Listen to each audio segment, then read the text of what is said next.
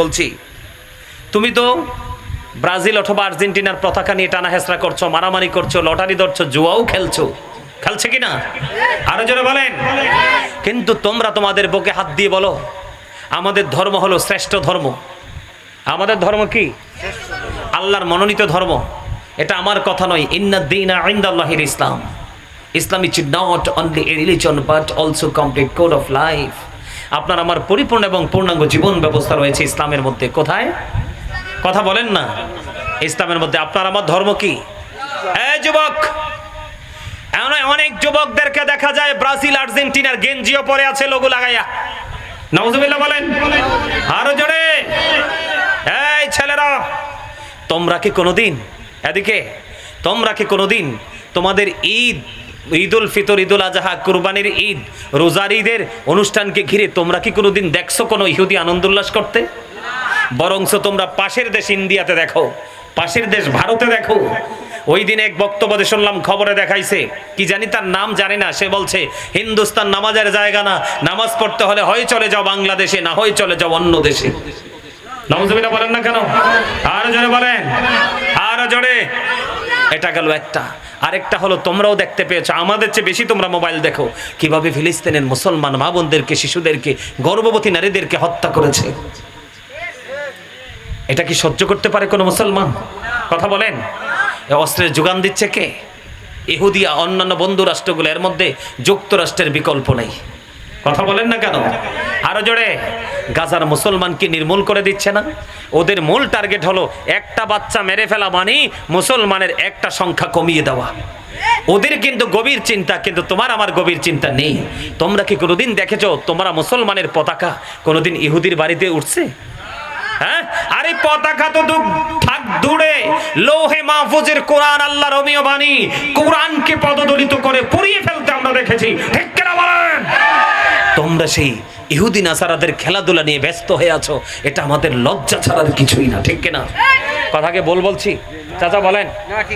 আমার কথা কি আপনারা রাগ হইতেছেন? এই কোনদিন সবে বরাত, সবে মেরাজ, সবে কদর, ঈদুল ফিতর, ঈদুল আজহা, জুম্মার দিন, প্রতি জুম্মার দিনে তোমরা কি দেখছো? আরে ভাই, বিদেশে যাওয়ার দরকার নাই, আমাদের দেশে যে হিন্দুরা আছে, দেখছো কোনোদিন তোমার সাথে কোনোদিন হিন্দুরা শখ করে মসজিদে একদিন নামাজ পড়তে? কথা বলে না কেন? দেখছো? তাহলে তোমরা শ্রেষ্ঠ হয়ে তোমরা কি ইহুদিদেরকে নিয়ে পড়ে আছো। জীবনে যতগুলো সময় দিয়েছো, আমি তোমাদেরকে বলে দেই, ইন্নাল্লাহা সারিউল হিসাব, Allah is going to take account. আল্লাহ হিসাব গ্রহণে অত্যন্ত তৎপর। তোমার জীবনের সময়গুলোর হিসাব আল্লাহর কাছে দিতে হবে। তুমি কি প্রস্তুতি নিয়েছো হিসাব দেওয়ার জন্য? তুমি কতদিন দৌড় দিতে পারবে? আল্লাহ বলেছেন, ইন্না বাতশা রাব্বিকা লাশাদীদ, the seizing of Allah is difficult. আল্লাহর ধরা, আল্লাহর পাকড়াও বড় শক্ত, বড় কঠিন। আল্লাহ তোমাকে শক্ত করে ধরবে, তোমার কাছ থেকে দিন চুকিয়ে চুকিয়ে হিসাব নেবে। তুমি কিভাবে জবাব দিবে? যুবক, একটু চিন্তা করো ভাই, একটু ভাবো যে আমি তো মুসলমান, এদিকে তাকাও, আমরা কত দামি। আল্লাহ বলেছেন উইদ্দাত লিল কাফিরিন, আল্লাহ বলেছেন আমি কাফিরদের জন্য বানাইছি আল্লাহ জাহান্নাম। আল্লাহ বলেছেন উইদ্দাত লিল মুত্তাকিন, আল্লাহ মুত্তাকিনদের জন্য বানাইছে জান্নাত। আমরা জান্নাতে যাব, আর বেঈমান কাফিরেরা চিরজীবন তারা জাহান্নামে থাকবে। আজকে মুসলমানও তাদের সাথে জাহান্নামে যাবে, তার একটা মাত্র কারণ, এই ইহুদি নাসারাদের অপসংস্কৃতির চর্চা করার কারণে। কথা বলেন না কেন? এবার আসো, কোরআন কি বলে? এই বেঈমানদেরকে নিয়ে কোরআন কি বলে? আমি হাদিস বললে তোমার গায়ে লাগতে পারে অনেকের, যে তুমি তো অমুককে পছন্দ করো, অমুককে পছন্দ করো, গায়ে লাগতে পারে। হাদিস বলছি না, আমি কোরআন বলছি। আল্লাহ কোরআনই বলেছে, ইন্নাল কাফিরিনা কানু লাকুম আদুওয়াম মুবিনা। আল্লাহ বলেছেন, the heretics are the eternal enemy of the believers. আল্লাহ বলেছে, ঈমানদারদের প্রকাশ্য শত্রু হলো বেঈমান কাফেরেরা। এই যে তোমরা টিভির সামনে, প্রজেক্টরের সামনে, মোবাইলের মাধ্যমে তোমরা যে দেদারছে, তোমরা যে এই টিভি দেখতেছো, খেলা দেখতেছো, সবগুলো ইহুদিদের অ্যাকাউন্টে গিয়ে জমা হচ্ছে। একদিন মনে রাখো, সব বাংলা পৃথিবীর মুসলমানকে মারতে মারতে একদিন বাংলাদেশের মুসলমানকেও গজকাটা করবে। তোমার আমার পকেটের টাকা দিয়ে বোম বানাইয়া তোমাকে মেরে ফেলবে। কথা বলেন না কেন? তোমরা এটি মনে রাখবে যুবক, উদাসীন হয় না। এই যে কারবালা হলো, আমি তোমাদেরকে বলি, এই যে মুহররম হলো, কারবালা হলো, কেন হলো? ইমাম হুসাইন ওনার ৭২ জন সঙ্গী নিয়ে কেন ৬১ হিজরিতে ফুরাত নদীর পানি, যেই নবী না আসলে পৃথিবীতে কিছুই হতো না, হতো? কথা বলেন। হাদিসে কুদসির মধ্যে এসেছে আল্লাহ রাব্বুল আলামিন বলেছেন লাউলা কালামা খালাকতুল আফলাক, আমি যদি আপনাকে সৃষ্টি না করতাম কিছুই সৃষ্টি করতাম না। আরো বলেছেন লাউলা কালামা আজহারতু রাবুবিয়াতি, আমি যদি আপনাকে প্রকাশ না করতাম আমি প্রভুর প্রভুত্ব প্রকাশ হতো না। যেই রাসূলকে পাঠাইয়া আল্লাহ তার প্রভুর প্রভুত্ব প্রকাশ করেছে সেই রাসূলের কলিজার টুকরা ইমাম হাসান হুসাইন, রাসূল বলেছেন ইমাম Hasan and Hussain are the leader of younger people in Jannah. রাসূল বলেছেন আল হাসান ওয়াল হুসাইন সাইয়্যিদু শাবাবি আহলিল জান্নাহ। এই মুহররম মাসে তোমার আমার নেতা রাসূল বলেছেন ইমাম হাসান হুসাইন দুই ভাই জান্নাতে ইমানদার যুবকদের লিডার হবে। আওয়াজ তুলে কন্না সুবহানাল্লাহ। যুবক ওয়াজ বুঝে নাও, আল্লাহ কোরআনে বলেছে বেঈমান কাফেরেরা মুসলমানদের প্রকাশ্য শত্রু, তাদের ঠিকানা হলো জাহান্নাম। আর এই কারবালার মাস মুহররম মাসে তোমার আমার প্রিয় ভালোবাসার নেতা যিনি নেতৃত্ব দিয়ে আমাদেরকে জান্নাতে নিয়ে যাবে, ওই নেতাকে ইহুদি নাসারারা নির্মমভাবে শহীদ করেছে ইয়াজিদ বাহিনীর মাধ্যমে। আওয়াজ তুলে একবার বলেন নাউজুবিল্লাহ। সেই নেতার শাহাদাতের মাস তোমার খবর নেই। তোমার বাড়ির ছাদে তো লাল পতাকা ওঠার কথা ছিল। কি ইমাম হুসাইন যখন শহীদ হয়েছে তোমরা তো জানো না, তখন সিরিয়ার যেই কোনো পাথর সরালে পাথর থেকে তাজা রক্ত প্রবাহিত হতো। সুবহানাল্লাহ বলে না কেন? এমন মর্যাদার অধিকারী ছিলেন ইমাম হুসাইন, শাহাদাত বরজ করেছে এই কারবালার ময়দানে, অথচ তোমাদের মুহররম মাসের খবর নাই। তোমরা আরে ভাই ইহুদি নাসারারা তো কৌশল করে এই খেলা দিয়ে দিয়েছে মুসলমান যেন তার সংস্কৃতির চর্চা থেকে দূরে থাকতে পারে। আমি দেখি বাংলাদেশের অসংখ্য খেলোয়াড় রমজান মাসে ভিন দেশে গিয়ে ক্রিকেট খেলে। কথা বলেন না কেন? খেলে না? আরো জোরে বলেন, খেলে কি খেলে না? এই খেলার মধ্যে কি আছে? একজনে দে ইডা আরেকজনে দে ফিডা, কি আছে এখানে বলেন, আমাকে বলেন।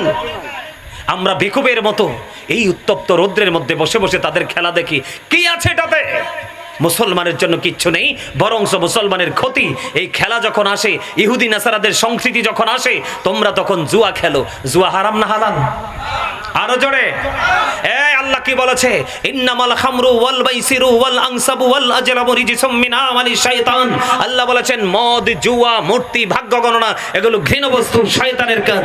শয়তান তো ইমানদারের বড় শত্রু, কারণ শয়তান চায় না মানুষ ভালো কাজ করুক। আজকে তোমরা যারা এসেছো যুবক, তোমরা তো বিজয়ী। আমি তোমাদেরকে খুশি করার জন্য বলছি না, কারণ আজকে যারা এখানে এসেছে সবাই শয়তানের সাথে যুদ্ধ করে এসেছে।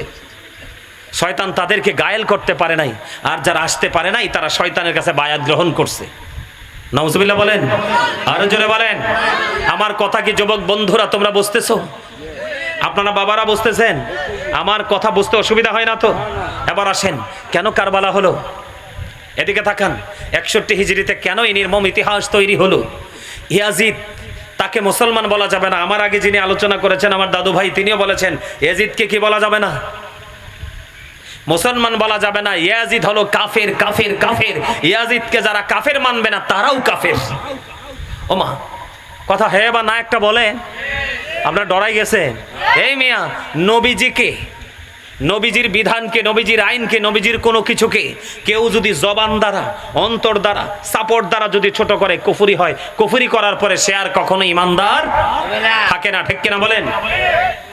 কারণ হলো, আমার দিকে তাকান, কেন কারবালাটা হলো? 61 হিজরিতে কেন নির্মম ইতিহাস তৈরি হলো? ইয়াজিদ কিন্তু মুসলমান ছিল। কে ছিল? কে মুসলমান? নামের। কিসের? কিন্তু তার ভিতরে চলছে সব ইহুদিদের রং। আরো জোরে, কার রং? আমার দিকে তাকান। ইমাম হুসাইনের উপদেষ্টা ছিল আমার প্রাণের রাসূল, আর এজিদের উপদেষ্টা যিনি ছিল তার নাম হচ্ছে শারজুন বিন মানসুরুর রুমি। তিনি ছিলেন একজন ইহুদি। তিনি দিনের বেলা বানর নাচাতো, রাত্র যখন হতো মদের আসর বসাতো, অসৎ নারীদেরকে নিয়ে ডান্সিং, কম্প, নোংরা পরিবেশ তৈরি করতো। আওয়াজ তুলে কর নাউজুবিল্লাহ। আরো জোরে বলে নাউজুবিল্লাহ। যার নেতা, যার লিডার হলো নবী, আর যিনি নবীর আহলে বাইতের অন্যতম সদস্য, তিনি কি কখনো ইহুদি রঙে রঙিন হবে নাকি ইহুদিদের সাথে যুদ্ধ করবে? সেই জন্যই ইমাম হুসাইনের সাথে যুদ্ধ হয়েছে। আমার আগে যিনি আলোচনা করেছেন আমার দাদু ভাই, আমি শুনেছি ওখান থেকে তিনি বলেছেন আমরা জানি যে সর্বনিম্ন 150 চিঠি।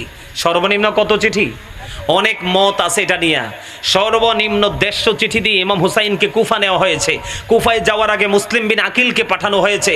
মুসলিম বিন আকিলকে আপনার নির্মমভাবে ইয়াজিদ বাহিনী সাদের উপর থেকে শহীদ করে দিয়েছে। এই খবর ইমাম হুসাইনের কাছে যাওয়ার পরেও ইমাম হুসাইন পিছপা হয় নাই। তারপরেও তিনি কুফায় গিয়েছেন সত্যকে প্রতিষ্ঠিত করার জন্য, কোরআন হাদিসের আইনকে প্রতিষ্ঠিত করার জন্য। কারণ ওই আপনার যখন আপনার আমির মুয়াবিয়া যখন পৃথিবী থেকে চলে গেল, তখন কিন্তু তারা এই খবরটা গোপন রেখেছিল। তারা আমির মুয়াবিয়ার পক্ষে বায়াত গ্রহণ করার জন্য। বন্ধুরে আমার, আমির মুয়াবিয়া চলে যাওয়ার পরে ইয়াজিদ বাহিনী যখন ক্ষমতার মসনদে বসলো, মসনদে বসার পরে তিনি ইসলাম বিরোধী সব কাজ কায়েম করার জন্য মানুষকে জোর করে তিনি বায়াত করার জন্য চেষ্টা করলেন। তখনই ইমাম হুসাইন সত্যকে তুলে ধরার জন্য, প্রতিষ্ঠিত করার জন্য, আল্লাহ এবং রাসূলের বিধানকে পৃথিবীতে জিন্দা রাখার জন্য যুদ্ধ করে করে তিনি শাহাদাত বরণ করেছে। আওয়াজ করে একবার বলেন না সুবহানাল্লাহ। আরো জোরে বলেন সুবহানাল্লাহ। ইয়াজিদ এবং তার বাহিনী ছিল কি 100% রং কি, আর ইমাম হুসাইন এবং তার দল ছিলেন 100% রাইট।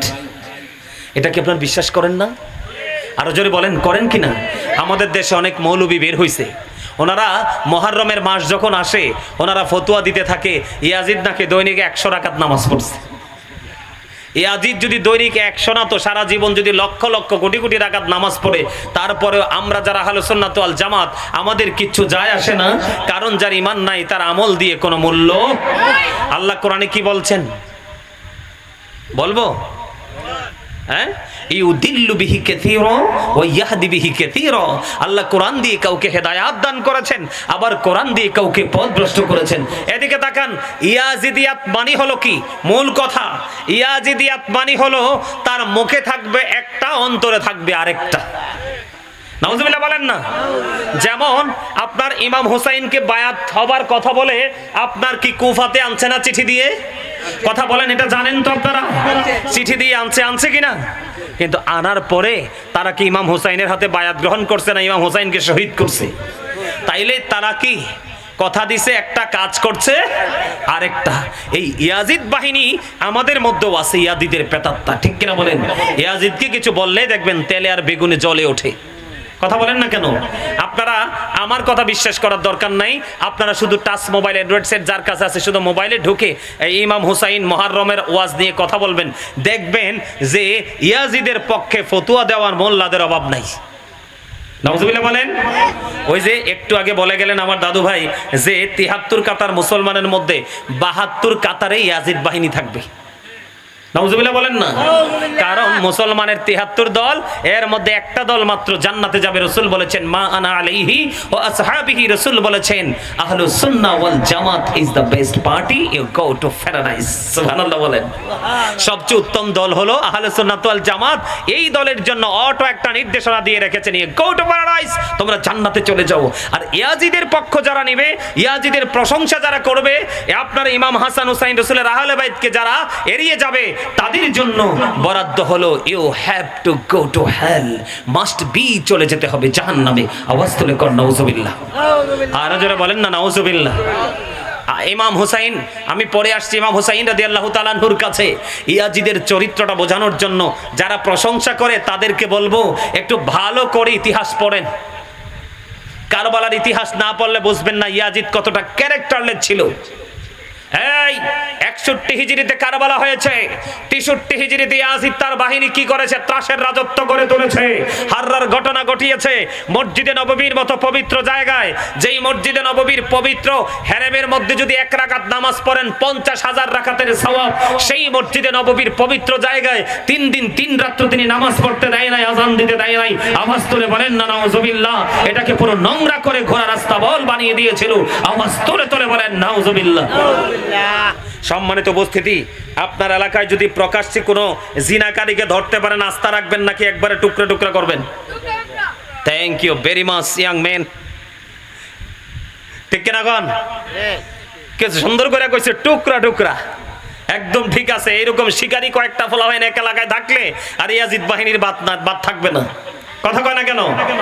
আপনারা বুঝেন, আপনাদের সন্তানদেরকে বোঝাবেন, এইরকম মাহফিল করার জন্য বাচ্চাদেরকে আগায়া দিবেন। এইরকম মাহফিলগুলো যখন হবে, এই মাহফিলের মাধ্যমে যুগের পর যুগ, যুগের পর যুগ ইমাম হুসাইনের প্রেম বেঁচে থাকবে, ইসলাম বেঁচে থাকবে। ঠিক কেন বলেন? আর জোরে বলেন।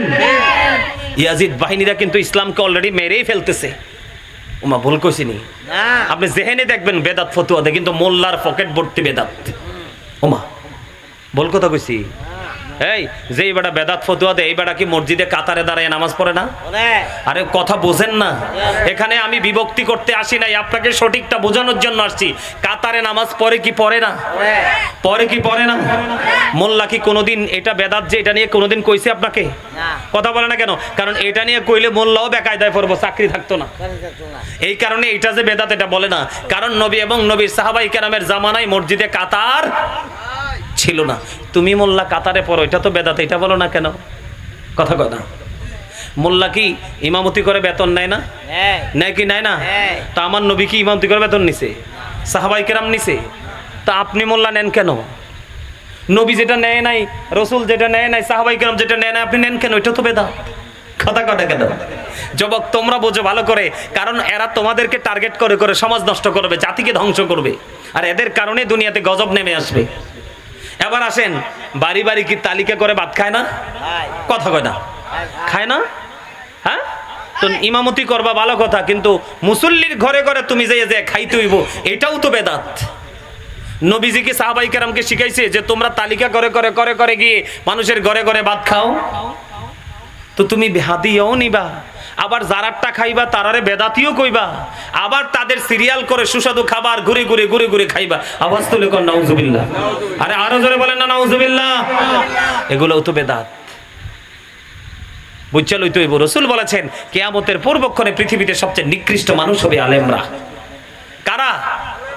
কারণ তারা মন গড়া ফতোয়া দিবে, সুবিধা করবে, সুবিধা দিয়ে দিয়ে আপনার ফালস বুঝে বুঝে কাজ করবে। নাউজুবিল্লাহ বলেন। আরো জোরে বলেন। এই নামাজ পড়ার সময় এই মোল্লারা যারা ফতুয়া দেয় তারা কি ফ্যান লাগায় না? ওমা লাগায়নি? এসি লাগায়নি? লাগায় না? কি আরাম! আমার নবী তো সবকিছু ছাড়াই নামাজ পড়ছে। কথা কয় না কেন? তা আপনি এত আরাম খোঁজেন কেন? ওইগুলোও তো বেদাত। কই এগুলো নিয়ে তো কোনো কথা নাই, কারণ নিজের স্বার্থে আঘাত লাগবে যেটা সেটা বলবে না। আর মূলত হলো তাদের রসুল, রসুলের আহলে বাইতের সাথে তাদের শত্রুতা।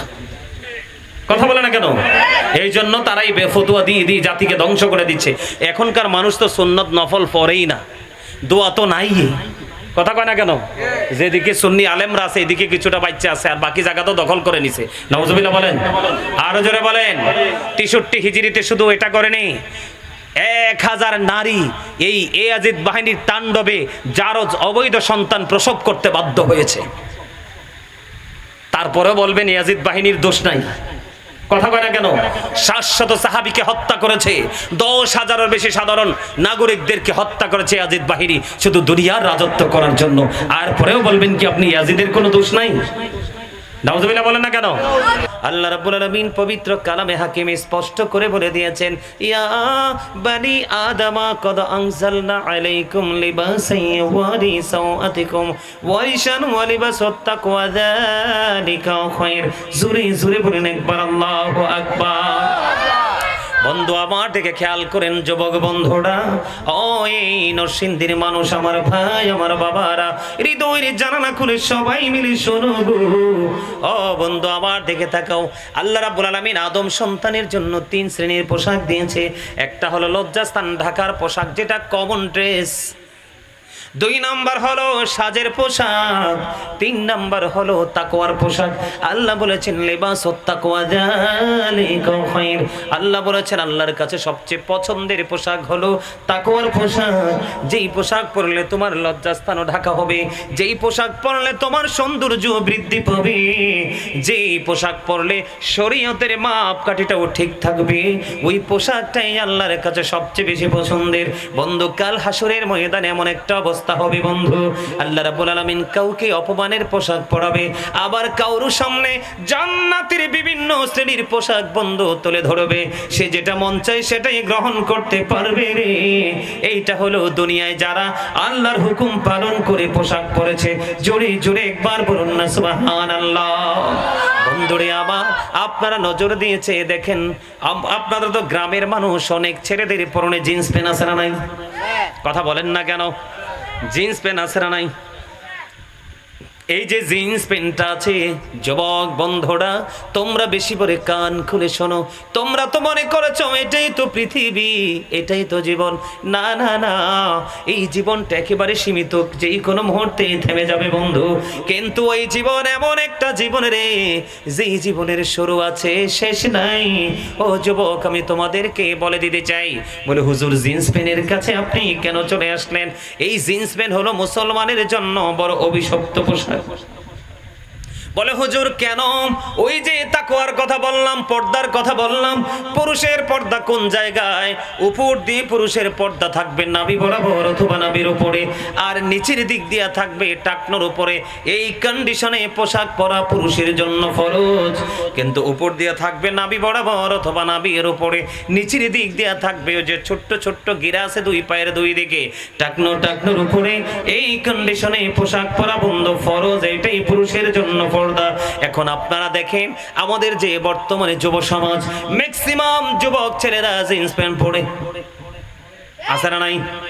আরো জোরে বলেন, আছে না নাই? পরে কি পরে না? আপনি দেখবেন এই ছেলেগুলা যখন জিন্স প্যান্টটা পরে, উপরে যদি শর্ট শার্ট বা গেঞ্জি থাকে, হাঁটতে লাগলেও পিছনের দিক দিয়ে তার লজ্জাস্থান দেখা যায়। বিশেষ করে সবচেয়ে বড় লজ্জাজনক কাজ হলো নামাজের মতো পবিত্র ইবাদত, ওই ইবাদত করতে গেলে, রুকুতে গেলে পিছন দিক দিয়ে তার লজ্জাস্থান দেখা যায়। আছে না নাই? আরো জোরে বলেন, আমি কি ভুল বললাম? বন্ধুরে, এই যে যুবক, তোমরা কিন্তু আল্লাহর হুকুম পালন করো নাই, তোমরা কিন্তু পর্দা ত্যাগ করেছো, পর্দা তোমরা করোনি, তোমাদের ঠিকানা হয়ে যাবে বন্ধু জাহান্নাম। আমি তোমাদেরকে বলে দিই, যে পুরুষের বন্ধু টাকনোর নিচে পোশাক থাকবে, তার ঠিকানা হয়ে যাবে জাহান্নাম। বন্ধুরে আমার, কাল হাসরের ময়দান আল্লাহ তিন শ্রেণীর মানুষের সাথে কোনো কথা বলবে না, দয়া করবে না। এক শ্রেণীর মানুষ হলো ব্যবসা করতে গিয়ে তারা মিথ্যা কথা বলে বলে কাস্টমার ঠকিয়ে টাকা নেয়, আছে না নাই? আরেক শ্রেণীর মানুষ হলো সমাজের মধ্যে মানুষ যখন বিপদে পড়ে তাকে সাহায্য করে, আবার সুযোগ বুঝে তাকে খোঁটা দিয়ে কষ্ট দেয়, আছে না নাই? আর একটা হলো এই প্রজন্মের ম্যাক্সিমাম যুবক ও ইয়াং ছেলেদেরকে দেখা যায় বন্ধু, এই যে টাকনোর নিচে ঝুলিয়ে ঝুলিয়ে পোশাক পরা, এটা থাকার কথা নাভির বরাবর অথবা উপরে, কিন্তু উপর দিয়ে নাভির নিচে, নিচের দিক দিয়ে টাকনোর উপরে থাকার কথা, কিন্তু এটা টাকনোর নিচে।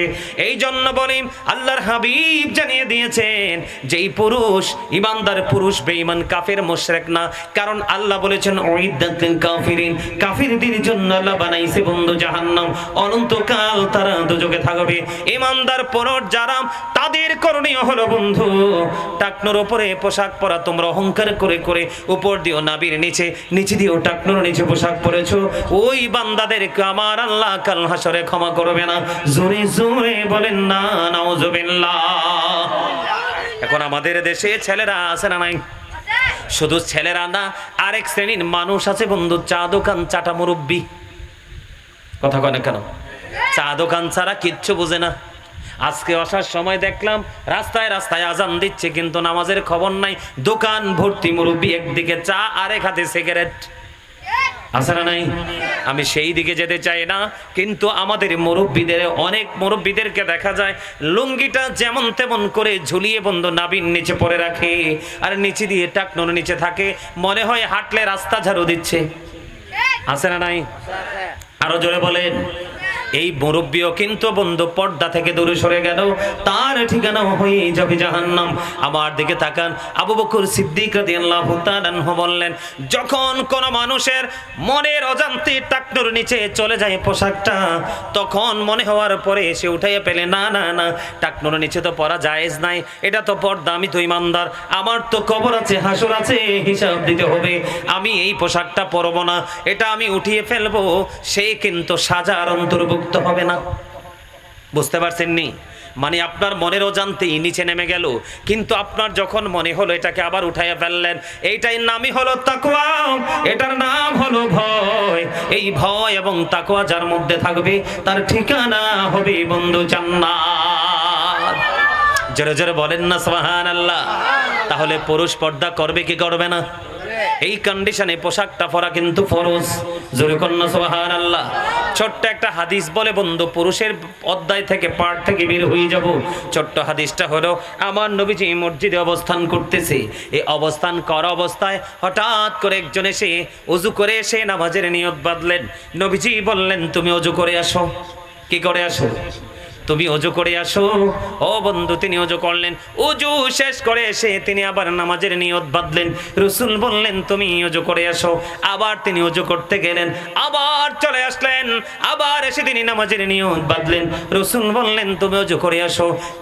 তিনবার তাকে বলা হলো। পরে প্রশ্ন করা হলো, নবী গো, বারবার কেন বলছেন ওযু করার জন্য? আমার নবীজি বললেন, সে যদি কিয়ামত পর্যন্ত নামাজ পড়ে, নামাজ আল্লাহর দরবারে কবুল হবে না।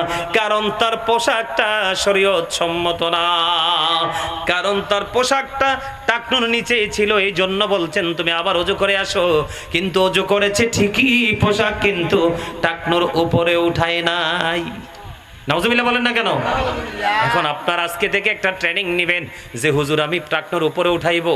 আমি মানলাম আপনি টাকনুর উপরে উঠেই ফেলবেন নিচে দিয়া বইটা, কিন্তু উপরটাকে বৈধ করবেন কেমনে?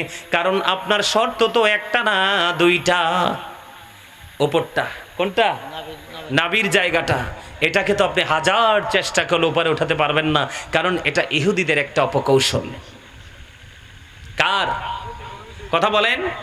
এটা ইহুদিদের একটা অপকৌশল, যে তুমি হাজার চেষ্টা করবা কিন্তু প্যান তুমি কিন্তু শরীয়ত মোতাবেক পড়তে পারবা না। যাদের প্যান পরার অভ্যাস আছে, আমি আপনাদেরকে বলবো, যারা অফিসিয়াল জব করেন, জিন্স প্যান্ট পরতে হবে, রেডি প্যান্ট পরতে হবে, এমন তো কথা নয়। আপনারা দর্জি দোকানে গিয়ে বানাইয়া প্যান্ট পরবেন, উপর দিয়ে নাভি বরাবর রাখবেন, নিচে দিয়ে টাকনুর উপরে রাখবেন, সাথে শো পরবেন। দেখবেন যেই কোনো লোক দেখলে বলবে ইউ আর ভেরি হ্যান্ডসাম। ঠিক কিনা বলেন? কথা বলেন না কেন? তুমি অনেক স্মার্ট। নিজেকে স্মার্ট বানাও, শরীয়তের আইনও মানো। তুমি দুনিয়াতে সুন্দর মানুষ হও, আখিরাতের জন্য তুমি নিজেকে প্রস্তুত করো। ঠিক কিনা বলেন? আরো জোরে বলেন, আরো জোরে বলেন। এবার বন্ধু, নারীদেরকে নিয়ে বাংলাদেশের যেই অবস্থা, রাস্তায় বের হওয়া যায় না। নারীরা এমন পোশাক পরে তাদের দিকে তাকানো যায় না। আমার আছে না? নাই মহিলা আছে না? কি ভুল বললাম? আছে তো। এই মহিলা আপনাদের এলাকায় নাই? হ্যাঁ, এই আল্লাহ কোরআনে কি বলছে? অকর্ণা ফি বুয়ুতিকুন্না ওয়ালা তাবাররাজনা তাবাররুজাল জাহিলিয়াতিল উলা। নারীদেরকে আল্লাহ বলেছে জাহিলি যুগের নারীদের মতো তোমরা তোমাদের রূপ বেগানা পুরুষকে দেখায়ও না। তার মানে বেপরদায় বের হইও না, তোমরা ঘরে অবস্থান করো। ওমা সুবহানাল্লাহ বলেন না কেন? বলে হুজুর নারীরা কি সারা জীবন ভিতরে থাকবে? না, তারা চাইলে বাইরেও আসতে পারবে, তবে পর্দা নিয়ে। কে নিয়ে? পর্দা করা নারীর জন্য ফরজ, পুরুষের জন্য ফরজ। এখন নারীদের পর্দাটার দিকে তাকান। নারীদের পর্দাটা কেমন হবে? আল্লাহ রসুলকে যখন দেবর সম্পর্কে প্রশ্ন করা হলো, দেবরের সাথে দেখা করার চাইতে মৃত্যু অনেক বেটার। নাউজুবিল্লাহ বলেন। আর এখনকার সব বউ না, আমি সবাইকে বলবো না, অনেক বউ আছে দেবরের সাথে তার কথা বেশি হয়। নাউজুবিল্লাহ বলেন। আরো জোরে। আল্লাহর হাবিব বলেছেন, আমাদের দেশে এমন একটা রেওয়াজ আছে কি, ওই পাশে পুরুষরা আনাগুনা করতেছে, আড্ডা দিতেছে, নারীরা কিন্তু জানালা দিয়ে কি করে? ওকি ঝুঁকি দেয়। দেয় কি দেয় না? এভাবে দেয় না? বেড়ার চিপা টাপা দিয়ে দেখে না? দেখে। আরো যারা বলেন, যিনি পর্দায় থাকবে তিনি পুরুষের দিকে তাকাতে পারবে না। মাইমুনা সহ রাসূলের দরবারে উপস্থিত ছিলেন। হঠাৎ করে উম্মে মাকতুমের পুত্র আব্দুল্লাহ আসতেছে। এদিকে তাকান। আব্দুল্লাহ কি করতেছে? আসতেছে। রাসূল বললেন, তোমরা এখান থেকে প্রস্থান করো, তার মানে চলে যাও। কি করো? চলে যাও। আব্দুল্লাহ আসতেছে। তখন রাসূলকে প্রশ্ন করা হলো, ইয়া রাসূলুল্লাহ, আব্দুল্লাহ তো অন্ধ। কি আব্দুল্লাহ কি? কানা, কানা, অন্ধ। এবার আমার নবীজি বললেন, আব্দুল্লাহ তো অন্ধ, কিন্তু তোমরা তো অন্ধ না। আব্দুল্লাহ হয়তো তোমাদেরকে দেখতে পাবে না, কিন্তু তোমরা তো আব্দুল্লাহকে দেখতে পাবে।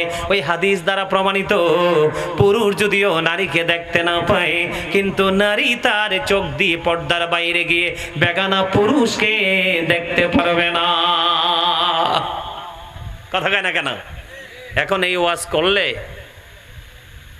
মহিলারা রাগ হইতো না, মা বোনেরা রাগ হইতো না?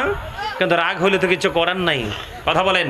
কিন্তু যারা মুমিনা তারা কখনোই রাগ করবে না, ঠিক কিনা বলেন? যারা মুমিনা তারা কখনো রাগ করবে না। তারা বলবে, আরে হুজুর যদি আরো কিছু বলতো আমরা আরো কিছু আমল করতাম, ঠিক কিনা বলেন? বন্ধুরে আমার, ও বন্ধু, আমাদের মধ্যে অনেক নারী আছে পুরুষের পোশাক পরে। কথা কয় না কেন? পরে না, পরে কি পরে না? ওই নারীকে বন্ধু মর্দা মহিলা বলা হয়। হাদিস শরীফের ভাষায় ওই মহিলাটাকে মর্দা মহিলা বলা হয়, যে বন্ধু পোশাক পরে পুরুষের মতো, চলাফেরা করে পুরুষের মতো। রাসূল বললেন ওই মহিলাটা হলো মর্দা মহিলা। ওই মহিলা জাহান্নামে যাবেই তো বটে, কিন্তু জাহান্নামে তার জন্য একটা অভিশপ্ত সাজার ব্যবস্থা আছে। নবী গো, এই সাজার ব্যবস্থাটা কি?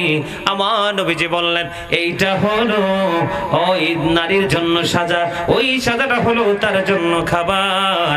এটার নাম হলো বন্ধু তিনাতুল খাবার। এটা আরেকটা জাহান্নামীর নিংড়ানো রক্তপুঞ্জ ওই নারীকে খাইতে দেওয়া হবে। আওয়াজ তুলে কন্যা নাউজুবিল্লাহ। কি করা হবে? এই ভয়ঙ্কর খাবারটা নারীকে খাইতে দেওয়া হবে। নাউজুবিল্লাহ বলেন না? আরে আরো জোরে। এটাকে খাওয়া সম্ভব? কথা বলেন। আরেকজনের নিংড়ানো পচা দুর্গন্ধযুক্ত রক্তপুঞ্জ খেতে দেওয়া হবে শুধু বেপরদায় থাকার কারণে। ওটাকে খাওয়া যায়? কথা বলেন। হ্যাঁ, আমাদের দেশে অনেক ছেলেরা আছে নারীদের পোশাক পরে, নারীদের অনেক কিছু ইউজ করে। রাসূল বলছেন যেই ছেলে যেই পুরুষ নারীর জিনিস ইউজ করবে, যেই নারী পুরুষের জিনিস ইউজ করবে, দুটোটাকে অভিশপ্ত করে গেছেন, লানত দিয়ে গেছেন। জোরে কন্না নাউজুবিল্লাহ। আরো জোরে। এদিকে তাকান। দুনিয়ায় তো টাকা দিয়ে, পয়সা দিয়ে, ক্ষমতা দিয়ে আপনার যেই কোনো ব্যবস্থা করা যায়, ওখানে কিন্তু কোনো ব্যবস্থার সুযোগ, কথা বলেন, সুযোগ আছে? আল্লাহ বলছেন লা ইয়ামুতু, মরার সুযোগ নাই। ফিহা ওয়ালা ইয়াহইয়া, সেখান থেকে আর বাঁচারও সুযোগ। অমান হুমান হাবি গায়িবিন, ওখান থেকে পালিয়ে যাও সুযোগ নেই। তাহলে আমাদের পর্দা করতে হবে তো। নারীর জন্য পর্দা করা ফরজ, পুরুষের জন্য পর্দা করা ফরজ। আমার রাসূল বলেছেন যেই নারী পোশাক পরার পরেও তার শরীর দেখা যায়, ওই নারী হলো উলঙ্গিনী, ল্যাংটা নারী। জোরে কোন নাউজুবিল্লাহ। আরো জোরে বলেন না? এই মেয়েরা, আপনার ঘরে, আমাদের সবার ঘরে মেয়ে আছে, আছে না নাই? মেয়েরা যখন কি হবে, একটু প্রাপ্ত বয়স্ক হতে থাকবে, বড় হতে থাকবে, তাদেরকে মোটা কাপড় পরিয়ে অভ্যাস করাতে হবে। ওই রকম মোটা না যেটা কাঁথার মতো মোটা, এটা না, এমন মোটা যেই পোশাক পরলে, যে কাপড় পরলে তার শরীর অন্য কোনো পুরুষ দেখবে না। সুবহানাল্লাহ বলেন। আরো জোরে বলেন। ঠিক পুরুষদের এমন পোশাক পরা দরকার যেই পোশাক পরে তার লজ্জাস্থানটাও অন্য কেউ দেখবে না। পড়তে রাজি আছেননি? আর যদি না রাজি থাকেন তাহলে ঠিকানা হবে কই? জাহান্নাম। আরো জোরে বলেন। ঠিকানা হবে কই? জাহান্নাম। সম্মানিত উপস্থিতি, যারা বুঝে গেছেন, আর বেশি বলার প্রয়োজন নেই। কথা বুঝতে পেরেছেন? এবার 3 নম্বর অপশন হলো আশুরা। কি? আশুরা মানে এই যে মুহররম মাস চলতেছে না, এটা কি আজকের মূল বিষয় হলো কারবালা নিয়ে আলোচনা করে। এই আলোচনার পরে আজকের আলোচনা শেষ। মিলাদ পড়ব, কিয়াম করব, মোনাজাত দিব, চলে যাব। আমার দিকে তাকান। এই কারবালা নিয়েও মানে অত্যন্ত এত দুঃখ পাই যে এই কারবালার মাস, মুহররম মাস কখন শুরু হলো আমাদের ছেলেরা জানে না, কিন্তু ব্রাজিল এবং আর্জেন্টিনার খেলা কোন দিন কখন হবে সেটা জানে। এবং যখন খেলাটা শুরু হবে ঠিক তখন আমাদের ছেলেরা সব কিছু বাদ দিয়ে খেলা দেখার জন্য উঠে বসেও যায়। আরো জোরে কন, আরো জোরে কন। এরা কি মুসলমান না ইহুদি? আরে আমার দিকে তাকান না। এরা কি ইহুদি? ইহুদি মুসলমানের বন্ধু না শত্রু? আপনারা কি এটা মনে করেন? আরে কথা বলেন না। মনে করেন তো? মনে করলে এই যে আপনি আপনার পতাকা লাগাইলেন, বাড়ির ছাদে পতাকা লাগাইলেন, গাছের আগায় পতাকা লাগাইলেন, টাকা পয়সা খরচ হয়েছে না? কথা বলেন না। তো এটা কার জন্য খরচ করলেন? কার জন্য? ইহুদির জন্য। এবার আসেন সম্মানিত উপস্থিতি, একটা প্রশ্ন করি, বিশেষ করে যুবক ভাইদেরকে বলছি, তুমি তো ব্রাজিল অথবা আর্জেন্টিনার পতাকা নিয়ে টানা হেসরা করছো, মারামারি করছো, লটারি ধরছো, জুয়াও খেলছো, খেলছে কিনা? আরো জোরে বলেন। কিন্তু তোমরা তোমাদের বুকে হাত দিয়ে বলো আমাদের ধর্ম হলো শ্রেষ্ঠ ধর্ম। আমাদের ধর্ম কি? আল্লাহর মনোনীত ধর্ম। এটা আমার কথা নয়। ইন্নাদ-দীনা ইনদাল্লাহিল ইসলাম। Islam is not only a religion but also complete code of life. আপনার আমার পরিপূর্ণ এবং পূর্ণাঙ্গ জীবন ব্যবস্থা রয়েছে ইসলামের মধ্যে। কোথায়? কথা বলেন না। ইসলামের মধ্যে। আপনার আমার ধর্ম কি? এই যুবক, অনেক যুবকদেরকে দেখা যায় ব্রাজিল আর্জেন্টিনার গেঞ্জিও পরে আছে লোগো লাগাইয়া। নাউজুবিল্লাহ বলেন। আরো জোরে। এই ছেলেরা, তোমরা কি কোনোদিন এদিকে তোমরা কি কোনোদিন তোমাদের ঈদুল ফিতর, ঈদুল আজহা, কুরবানির ঈদ, রোজার ঈদের অনুষ্ঠানকে ঘিরে তোমরা কি কোনোদিন দেখছো কোনো ইহুদি আনন্দ উল্লাস করতে? বরংস তোমরা পাশের দেশ ইন্ডিয়াতে দেখো, পাশের দেশ ভারতে দেখো। ওই দিন এক বক্তব্য শুনলাম, খবরে দেখাইছে, কি জানি তার নাম জানি না, সে বলছে হিন্দুস্তান নামাজের জায়গা না, নামাজ পড়তে হলে হয় চলে যাও বাংলাদেশে, না হয় চলে যাও অন্য দেশে। নাউজুবিল্লাহ বলেন না কেন? আরো জোরে বলেন, আরো জোরে। এটা গেল একটা। আরেকটা হলো, তোমরাও দেখতে পেয়েছো, আমাদের চেয়ে বেশি তোমরা মোবাইল দেখো, কিভাবে ফিলিস্তিনের মুসলমান মা বোনদেরকে, শিশুদেরকে, গর্ভবতী নারীদেরকে হত্যা করেছে। এটা কি সহ্য করতে পারে কোনো মুসলমান? কথা বলেন। অস্ত্রের যোগান দিচ্ছে কে? ইহুদিয়া, অন্যান্য বন্ধু রাষ্ট্রগুলো, এর মধ্যে যুক্তরাষ্ট্রের বিকল্প নেই। কথা বলেন না কেন? আরো জোরে। গাজার মুসলমানকে নির্মূল করে দিচ্ছে না? ওদের মূল টার্গেট হলো একটা বাচ্চা মেরে ফেলা মানে মুসলমানের একটা সংখ্যা কমিয়ে দেওয়া। ওদের কিন্তু গভীর চিন্তা, কিন্তু তোমার আমার গভীর চিন্তা নেই। তোমরা কি কোনোদিন দেখেছো তোমরা মুসলমানের পতাকা কোনোদিন ইহুদির বাড়িতে উঠছে? হ্যাঁ, আরে পতাকা তো থাক দূরে, লোহে মাহফুজের কোরআন, আল্লাহর রমিয় বাণী, কোরআনকে পদদলিত করে পুড়িয়ে ফেলতে আমরা দেখেছি। ঠিক কিনা বলেন? তোমরা সেই ইহুদি নাসারাদের খেলাধুলা নিয়ে ব্যস্ত হয়ে আছো। এটা আমাদের লজ্জা ছাড়ার কিছুই না। ঠিক কিনা? কথাকে বলছি চাচা বলেন। আমার কথা কি আপনারা রাগ হইতেছেন? এই কোনোদিন সবে বরাত, সবে মেরাজ, সবে কদর, ঈদুল ফিতর, ঈদুল আজহা, জুম্মার দিন, প্রতি জুম্মার দিনে তোমরা কি দেখছো? আরে ভাই, বিদেশে যাওয়ার দরকার নাই, আমাদের দেশে যে হিন্দুরা আছে, দেখছো কোনোদিন তোমার সাথে কোনোদিন হিন্দুরা শখ করে মসজিদে একদিন নামাজ পড়তে? কথা বলে না কেন? দেখছো? তাহলে তোমরা শ্রেষ্ঠ হয়ে তোমরা কি ইহুদিদেরকে নিয়ে পড়ে আছো। জীবনে যতগুলো সময় দিয়েছো, আমি তোমাদেরকে বলে দেই, ইন্নাল্লাহা সারিউল হিসাব, Allah is going to take account. আল্লাহ হিসাব গ্রহণে অত্যন্ত তৎপর। তোমার জীবনের সময়গুলোর হিসাব আল্লাহর কাছে দিতে হবে। তুমি কি প্রস্তুতি নিয়েছো হিসাব দেওয়ার জন্য? তুমি কদিন দৌড় দিতে পারবে? আল্লাহ বলেছেন, ইন্না বাতশা রাব্বিকা লাশাদীদ, the seizing of Allah is difficult. আল্লাহর ধর, আল্লাহর পাকড়াও বড় শক্ত, বড় কঠিন। আল্লাহ তোমাকে শক্ত করে ধরবে, তোমার কাছ থেকে দিন চুকিয়ে চুকিয়ে হিসাব নেবে। তুমি কিভাবে জবাব দিবে? যুবক, একটু চিন্তা করো ভাই, একটু ভাবো যে আমি তো মুসলমান, এদিকে তাকাও, আমরা কত দামি।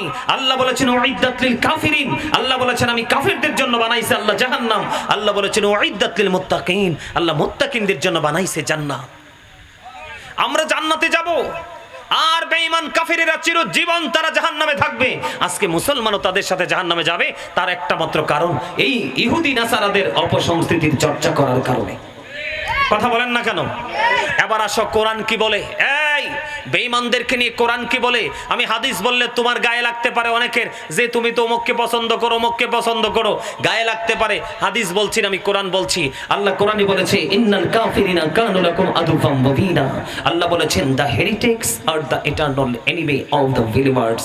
আল্লাহ বলেছে, ইমানদারদের প্রকাশ্য শত্রু হলো বেঈমান কাফেরেরা। এই যে তোমরা টিভির সামনে, প্রজেক্টরের সামনে, মোবাইলের মাধ্যমে তোমরা যে দেদারসে তোমরা যে এই টিভি দেখতেছো, খেলা দেখতেছো, সবগুলো ইহুদিদের অ্যাকাউন্টে গিয়ে জমা হচ্ছে। একদিন মনে রাখো, সব বাংলা পৃথিবীর মুসলমানকে মারতে মারতে একদিন বাংলাদেশের মুসলমানকেও গজকাটা করবে। তোমার আমার পকেটের টাকা দিয়ে বোম বানাইয়া তোমাকে মেরে ফেলবে। কথা বলেন না কেন? তোমরা এটি মনে রাখবে যুবক, উদাসীন হয় না। এই যে কারবালা হলো, আমি তোমাদেরকে বলি, এই যে মুহররম হলো, কারবালা হলো, কেন হলো? ইমাম হুসাইন ওনার ৭২ জন সঙ্গী নিয়ে কেন ৬১ হিজরিতে ফুরাত নদীর পানি, যেই নবী না আসলে পৃথিবীতে কিছুই হতো না, হতো? কথা বলেন। হাদিসে কুদসির মধ্যে এসেছে আল্লাহ রাব্বুল আলামিন বলেছেন লাউলা কালামা খালাকতুল আফলাক, আমি যদি আপনাকে সৃষ্টি না করতাম কিছুই সৃষ্টি করতাম না। আরো বলেছেন লাউলা কালামা আজহারতু রাবুবিয়াতি, আমি যদি আপনাকে প্রকাশ না করতাম আমি প্রভুর প্রভুত্ব প্রকাশ হতো না। যেই রাসূলকে পাঠাইয়া আল্লাহ তার প্রভুর প্রভুত্ব প্রকাশ করেছে সেই রাসূলের কলিজার টুকরা ইমাম হাসান হুসাইন, রাসূল বলেছেন ইমাম Hasan and Hussain are the leader of younger people in Jannah. রাসূল বলেছেন আল হাসান ওয়াল হুসাইন সাইয়্যিদা শাবাবি আহলিল জান্নাহ। এই মুহররম মাসে তোমার আমার নেতা রাসূল বলেছেন ইমাম হাসান হুসাইন দুই ভাই জান্নাতে ইমানদার যুবকদের লিডার হবে। আওয়াজ তুলে কন্না সুবহানাল্লাহ। যুবক ওয়াজ বুঝে নাও, আল্লাহ কোরআনে বলেছে বেঈমান কাফেরেরা মুসলমানদের প্রকাশ্য শত্রু, তাদের ঠিকানা হলো জাহান্নাম। আর এই কারবালার মাস মুহররম মাসে তোমার আমার প্রিয় ভালোবাসার নেতা যিনি নেতৃত্ব দিয়ে আমাদেরকে জান্নাতে নিয়ে যাবে, ওই নেতাকে ইহুদি নাসারারা নির্মমভাবে শহীদ করেছে ইয়াজিদ বাহিনীর মাধ্যমে। আওয়াজ তুলে একবার বলেন নাউজুবিল্লাহ। সেই নেতার শাহাদাতের মাস তোমার খবর নেই। তোমার বাড়ির ছাদে তো লাল পতাকা ওঠার কথা ছিল। কি ইমাম হুসাইন যখন শহীদ হয়েছে তোমরা তো জানো না, তখন সিরিয়ার যেই কোনো পাথর সরালে পাথর থেকে তাজা রক্ত প্রবাহিত হতো।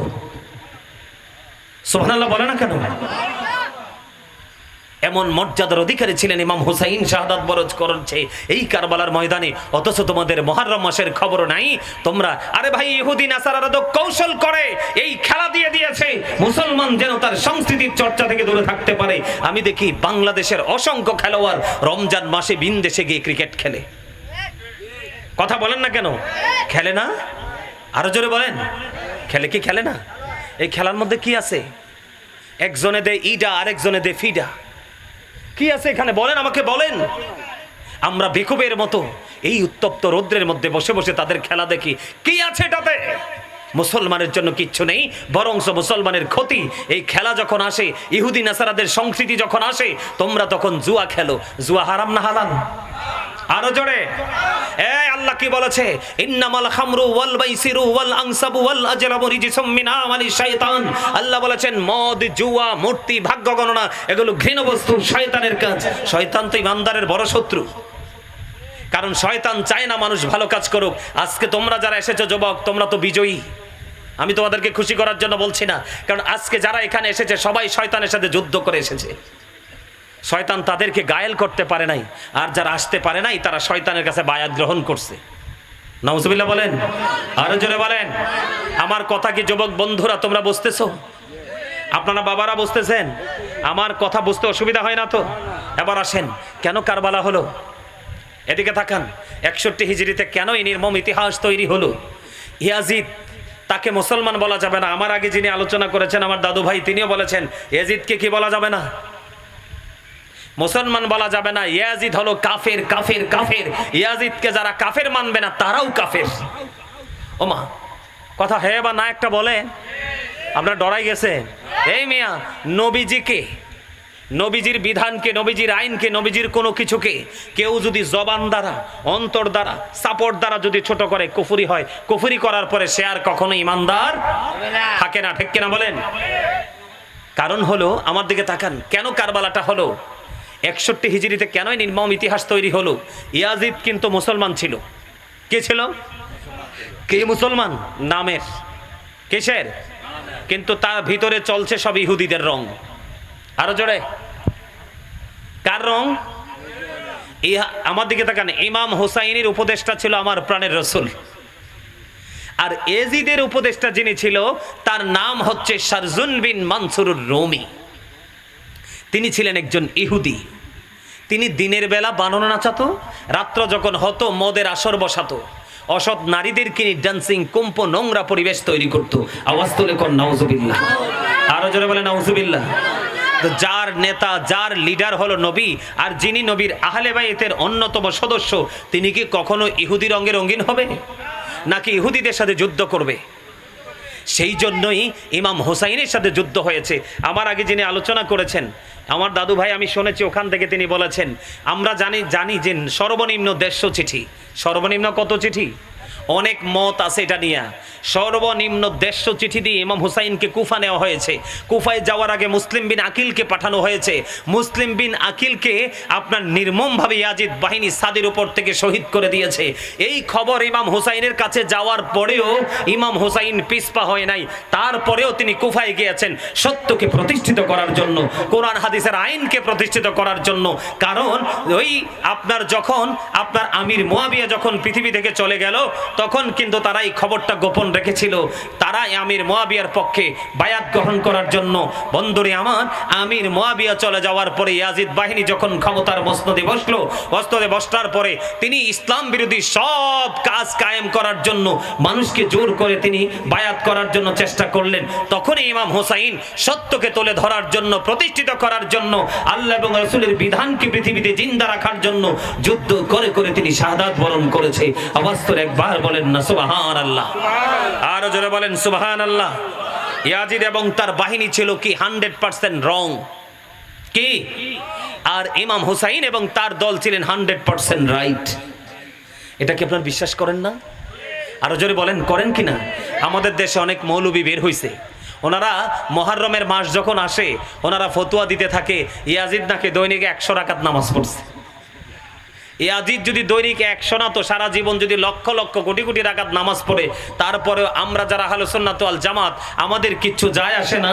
কারণ যার ঈমান নাই তার আমল দিয়ে কোনো মূল্য। আল্লাহ কোরআনে কি বলছেন বলবো? হ্যাঁ, ইউদিল্লু বিহি কাসীরা ওয়া ইয়াহদি বিহি কাসীরা। আল্লাহ কোরআন দিয়ে কাউকে হেদায়েত দান করেছেন, আবার কোরআন দিয়ে কাউকে পথভ্রষ্ট করেছেন। এদিকে তাকান, ইয়াজিদিয়াত মানে হলো কি? মূল কথা, ইয়াজিদিয়াত মানে হলো তার মুখে থাকবে একটা, অন্তরে থাকবে আরেকটা। নাউজুবিল্লাহ বলেন না। যেমন আপনার ইমাম হুসাইনকে বায়াত হবার কথা বলে আপনার কি কুফাতে আনছে না চিঠি দিয়ে? কথা বলেন, এটা জানেন তো আপনারা? চিঠি দিয়ে আনছে কিনা? কিন্তু আনার পরে তারা কি ইমাম হুসাইনের হাতে বায়াত গ্রহণ করছে না ইমাম হুসাইনকে শহীদ করছে? তাইলে তারা কি কথা দিছে একটা, কাজ করছে আরেকটা। এই ইয়াজিদ বাহিনী আমাদের মধ্যেও আছে, ইয়াজিদের প্রেতাত্মা, ঠিক কিনা বলেন? ইয়াজিদকে কিছু বললেই দেখবেন তেলে আর বেগুনে জ্বলে ওঠে। কথা বলেন না কেন? আপনারা আমার কথা বিশ্বাস করার দরকার নাই। আপনারা শুধু টাচ মোবাইল, অ্যান্ড্রয়েড সেট যার কাছে আছে শুধু মোবাইলে ঢুকে ইমাম হুসাইন মুহররমের ওয়াজ নিয়ে কথা বলবেন, দেখবেন যে ইয়াজিদের পক্ষে ফতোয়া দেওয়ার মোল্লাদের অভাব নাই। নাউজুবিল্লাহ বলেন। ওই যে একটু আগে বলে গেলেন আমার দাদু ভাই যে ৭৩ কাতার মুসলমানের মধ্যে ৭২ কাতারে ইয়াজিদ বাহিনী থাকবে। নাউজুবিল্লাহ বলেন না। কারণ মুসলমানের ৭৩ দল, এর মধ্যে একটা দল মাত্র জান্নাতে যাবে। রাসূল বলেছেন মা আনা আলাইহি ওয়া আসহাবিহি। রাসূল বলেছেন আহলুস সুন্নাহ ওয়াল জামাত is the best party, you go to paradise. সুবহানাল্লাহ বলেন। সবচেয়ে উত্তম দল হলো আহলুস সুন্নাহ ওয়াল জামাত। এই দলের জন্য অটো একটা নির্দেশনা দিয়ে রেখেছেন, ইউ গো টু প্যারাডাইস, তোমরা জান্নাতে চলে যাও। আর ইয়াজিদের পক্ষ যারা নেবে, ইয়াজিদের প্রশংসা যারা করবে, আপনার ইমাম হাসান হুসাইন রাসূলের আহলে বাইতকে যারা এড়িয়ে যাবে, তাদের জন্য বরাদ্দ হলো you have to go to hell, must be, চলে যেতে হবে জাহান্নামে। আওয়াজ তুলে কর নাউজুবিল্লাহ। আর যারা বলেন না নাউজুবিল্লাহ। ইমাম হুসাইন, আমি পরে আসছি ইমাম হুসাইন রাদিয়াল্লাহু তাআলা আনহুর কাছে। ইয়াজিদের চরিত্রটা বোঝানোর জন্য যারা প্রশংসা করে তাদেরকে বলবো একটু ভালো করে ইতিহাস পড়েন। কারবালার ইতিহাস না পড়লে বুঝবেন না ইয়াজিদ কতটা ক্যারেক্টারলেস ছিল। এই ৬১ হিজরিতে কারবালা হয়েছে, ৬৩ হিজরিতে ইয়াজিদ তার বাহিনী কি করেছে? ত্রাসের রাজত্ব করে তুলেছে, হাররার ঘটনা ঘটিয়েছে। মসজিদে নববীর মতো পবিত্র জায়গায়, যেই মসজিদে নববীর পবিত্র হেরেমের মধ্যে যদি ১ রাকাত নামাজ পড়েন ৫০,০০০ রাকাতের সওয়াব, সেই মসজিদে নববীর পবিত্র জায়গায় ৩ দিন ৩ রাত্র তিনি নামাজ পড়তে দেয় নাই, আযান দিতে দেয় নাই। আওয়াজ তুলে বলেন না নাউজুবিল্লাহ। এটাকে পুরো নোংরা করে ঘোড়া রাস্তা বল বানিয়ে দিয়েছিল। আওয়াজ তুলে তুলে বলেন নাউজুবিল্লাহ। সম্মানিত উপস্থিতি, আপনার এলাকায় যদি প্রকাশ্যে কোনো জিনাকারীকে ধরতে পারেন, আস্থা রাখবেন নাকি একবারে টুকরা টুকরা করবেন? Thank you very much young man. ঠিক কিনা গন? কে সুন্দর করে কইছে টুকরা টুকরা, একদম ঠিক আছে। এইরকম শিকারী কয়েকটা ফলা হয় এক এলাকায় থাকলে আর ইয়াজিদ বাহিনীর বাদ থাকবে না। কথা কয় না কেন? আপনারা বুঝেন, আপনাদের সন্তানদেরকে বোঝাবেন, এইরকম মাহফিল করার জন্য বাচ্চাদেরকে আগায় দিবেন। এইরকম মাহফিলগুলো যখন হবে, এই মাহফিলের মাধ্যমে যুগের পর যুগ, যুগের পর যুগ ইমাম হুসাইনের প্রেম বেঁচে থাকবে, ইসলাম বেঁচে থাকবে। ঠিক কেন বলেন? আর জোরে বলেন।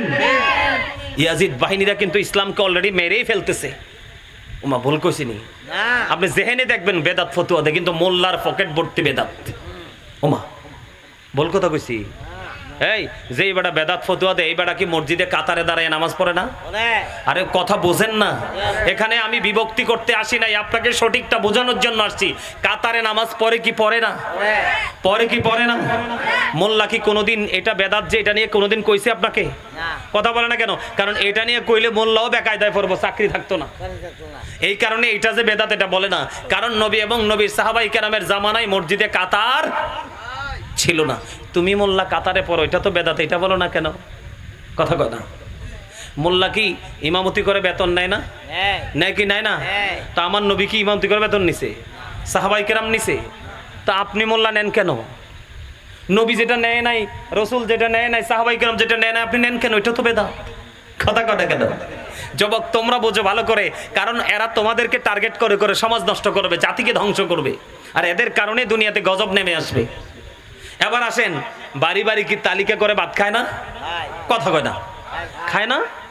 হ্যাঁ, তো ইমামতি করবা ভালো কথা, কিন্তু মুসল্লির ঘরে ঘরে তুমি যে যে খাইতে হইব, এটাও তো বেদাত।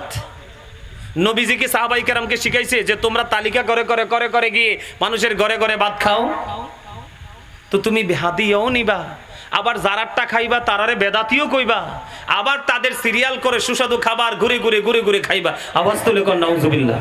আরে আরো জোরে বলেন না নাউজুবিল্লাহ। এগুলোও তো বেদাত। বুঝছালই তো রাসূল বলেছেন কিয়ামতের পূর্বক্ষণে পৃথিবীতে সবচেয়ে নিকৃষ্ট মানুষ হবে আলেমরা। কারা? কারণ তারা মন গড়া ফতোয়া দিবে, সুবিধা করবে, সুবিধা দিয়ে দিয়ে আপনার ফালস বুঝে বুঝে কাজ করবে। নাউজুবিল্লাহ বলেন, আরো জোরে বলেন। এই নামাজ পড়ার সময় এই মোল্লারা যারা ফতুয়া দেয় তারা কি ফ্যান লাগায় না? ওমা লাগায়নি? এসি লাগায়নি? লাগায় না? কি আরাম! আমার নবী তো সবকিছু ছাড়াই নামাজ পড়ছে। কথা কয় না কেন? তা আপনি এত আরাম খোঁজেন কেন? ওইগুলোও তো বেদাত। কই এগুলো নিয়ে তো কোনো কথা নাই, কারণ নিজের স্বার্থে আঘাত লাগবে যেটা, সেটা বলবে না।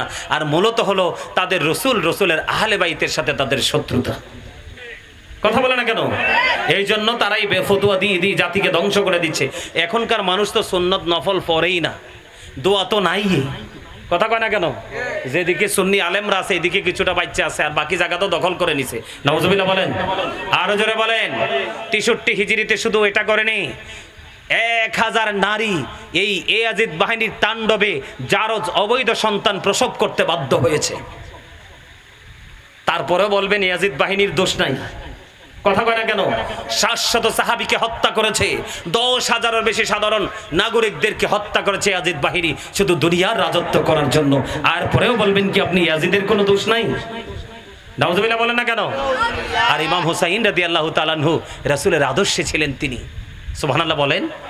একমাত্র সত্য এবং মিথ্যা, ন্যায় এবং অন্যায়, এই দুটোর মধ্যে ফারাক বোঝানোর জন্য ইমাম হুসাইন ইসলামকে জিন্দা করার জন্য, ঈমানকে মজবুত করার জন্য আপনার হাসতে হাসতে তিনি জীবন দিয়ে দিয়েছে।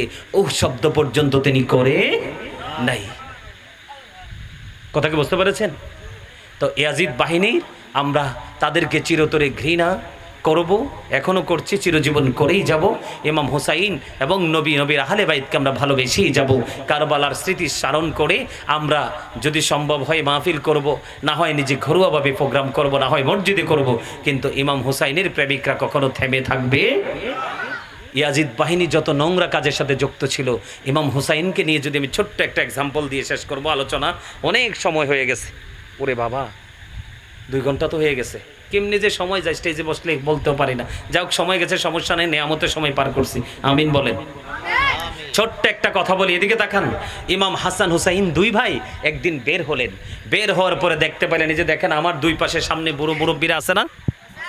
আরো জোরে বলেন, লাইট মারেন। আপনার এখানে কারেন্ট তো নাই মনে হয় না? জেনারেটরে চলছে এতক্ষণ, তাই তো? কারেন্টে চলছে। আচ্ছা আচ্ছা আচ্ছা, এখন জেনারেটর দিবে না? ওরা কোথায়? এতক্ষণ তো ছিল এখানে।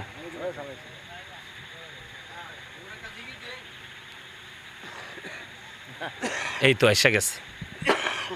আমার কথা আপনারা বোঝেন। দুই ভাই বের হলেন, বের হওয়ার পরে দেখতে পাইলেন একজন মুরব্বী ওযু করতেছে। ইমাম হুসাইন কেমন চরিত্রের ছিলেন, হাসান হুসাইন দুই ভাই। তো ওযু যে করতেছে, কিন্তু বুড়ো দাদুর ওযু তো হয় না। বন্ধুরে আমার, এবার দুই ভাই মিলে মনে মনে চিন্তা করলেন, যুক্তি করলেন, পরামর্শ করলেন, ভাইয়া দেখো ওই যে বুড়ো দাদু ওযু করে রে, ওযু তো হয় না, কেমন করে দাদুকে ওযু শিখিয়ে দিব। সুবহানাল্লাহ বলেন না। ধীরে ধীরে বুদ্ধি করে করে চলে গেলেন। ওখানে যাওয়ার পরে বন্ধু এবার বললেন, দাদুর কাছে গিয়ে দাদুকে সালাম দিলেন, দাদুও সালামের জবাব দিলেন, তাদের মধ্যে প্রেম বিনিময় হলো।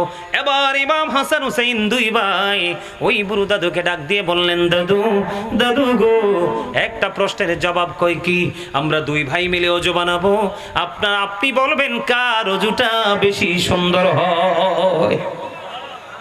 দেখেন, এবার দুই ভাই মিলে বন্ধু ওযু বানালেন। দুই ভাই মিলে ওযু বানাইয়া এবার দুই ভাই ওযু বানানো শেষ হয়ে গেল। বুড়ো দাদুকে একটা ডাক দিয়ে বললেন, দাদু বলো না কার ওযুটা বেশি সুন্দর গো। এবার ওই বুড়ো দাদু একটা ডাক দিয়ে বললেন, আপনারা কে গো, কেনই বা এত সুন্দর আপনাদের চেহারা, এত সুন্দর ওযু কে রে শিখিয়েছে রে, আমার জীবনে কোনোদিন দেখিনি তো সুন্দর করে ওযু করতে। আপনারা দুইজনের ওযুই সুন্দর হয়েছে, বরংস আমার ওযুটাই হয় না। কি মহাব্বত করে ওযু শিখিয়ে দিলেন। তখন ইমাম হাসান হুসাইন দুই ভাই বললেন, আমরা হলাম রাসূলের কলিজার টুকরা, মা ফাতেমার কলিজার টুকরা ইমাম হাসান হুসাইন দুই ভাই, এই ওযু শিখেছি আমার নবীর কাছ থেকে। সুবহানাল্লাহ বলেন না কেন? আরো জোরে বলেন না সুবহানাল্লাহ। আজকে আমরাও তো শিখতেছি নবীর কাছ থেকে, ঠিক না? আমার নবী হয়তো আমরা দেখতে পাই না, কিন্তু নবীর যে নিয়ম কানুন সেগুলো তো আমার কাছে আছে, তাই না? কথা বলেন না কেন? আর এগুলো আমরা জানতে হলে কার কাছে যেতে হয়? হক্কানে আলেম, হক্কানে আল্লাহর ওলিদের কাছে যেতে হয়। সম্মানিত উপস্থিতি, আমরা যেন জীবন যতদিন থাকবে আহলুস সুন্নাত ওয়াল জামাতের অন্তর্ভুক্ত, আমরা যেন হক্কানে আলেম এবং হক্কানে আল্লাহর ওলিদের সাথে যুক্ত হয়ে আমরা যেন পথ চলতে পারি। আল্লাহ যেন আমাদেরকে সেই তৌফিক দান করে, সকলে বলুন আমিন। মা বাবার সাথে ভালো আচরণ করব, পর্দা করব সুন্দর করে, আর আমরা সারা জীবন যত জীবন বেঁচে থাকব ইমাম হাসান হুসাইন এবং নবীর আহলে বাইতের প্রেম রেখে আমরা যেন বাঁচতে পারি। আল্লাহ যেন আমাদেরকে সেই তৌফিক দান করে, সকলে বলুন আমিন। সম্মানিত উপস্থিতি, যে আলোচনা করেছি যদি কষ্ট পেয়ে থাকেন আল্লাহর রাস্তায় ক্ষমা করবেন, আর যদি ভালো লেগে থাকে আলোচনার উপর ভিত্তি করে আমল করার চেষ্টা করবেন। এখন আমি একটু জিকির করব, ছোট্ট করে জিকির করে কে আমি দাঁড়িয়ে যাব। আপনারা সকলে আমার সাথে প্রাণ খুলে